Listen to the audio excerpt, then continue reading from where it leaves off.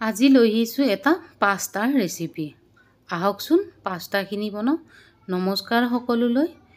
মই প্ৰথমে পাস্তা এপেকেট লৈ লৈছোঁ। ইয়াৰ পাছত কেৰাহীটো বহাই দি ইয়াতে পানী দি দিছোঁ।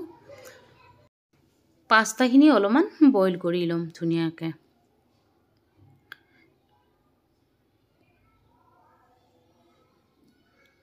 এয়া মোটামুটি পাস্তাখিনি আমাৰ বইল হৈ গৈছে। এইখিনি নমাই মই এটা খৰাহীত ঢালি লৈ অলপমান ঠাণ্ডা পানী দি দিম, যাতে আঠা লেতিয়া হৈ নাথাকে আৰু। এইখিনি ধুনীয়াকৈ ধুই ল'লোঁ। ইয়াৰ পাছত পাস্তাত দিবলৈ মই 2টা বিলাহী আৰু 2টা পিঁয়াজ লৈ লৈছোঁ।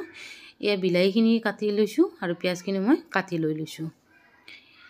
ইয়াৰ পাছত মই বেছিকৈ কাটি নলওঁ, কাৰণ মই চপাৰ মেচিনত দিমতো। চপাৰ মেচিনত দিলে এনেই সৰু সৰু টুকুৰা টুকুৰি হৈ যাব। এয়া দেখিছে মই চপাৰ মেচিনত দি দিছোঁ। এইটো অলপমান ঘূৰাই দিলে টুকুৰা টুকুৰি সৰু সৰু হৈ যাব ধুনীয়া।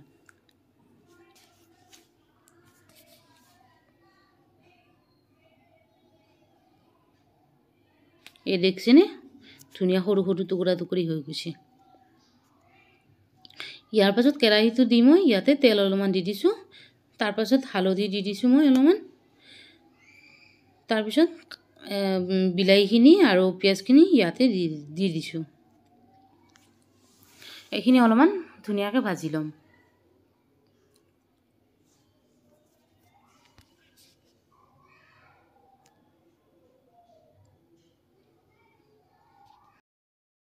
ইয়াতে মই সোৱাদ অনুযায়ী নিমখ দি দিছোঁ। ইয়াৰ পাছত ইয়াতে দি দিম মই অলপমান মেগী মছলা। এইখিনি অলপমান লাৰি দিম যাতে তলত লাগি নাযায়। তাৰপাছত ইয়াতে মই টমেটো চচ দি দিম।